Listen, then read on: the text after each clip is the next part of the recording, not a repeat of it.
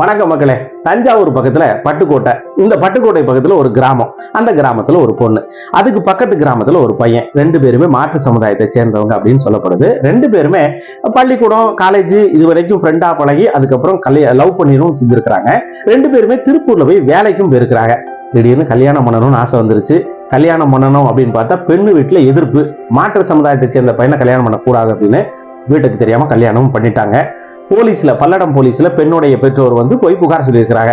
Police கண்டுபிடிச்சு கூப்பிட்டு போயிட்டு வாமா, அப்புறம் பேசி இது பண்ணிக்கலாம் அப்படின்னு சொல்லி அனுப்பிச்சிருக்கிறாங்க. திடீர்னு பார்த்தா 3ஆம் நாள் அந்த பொண்ணு இறந்து போயிட்டதா சொல்றாங்க.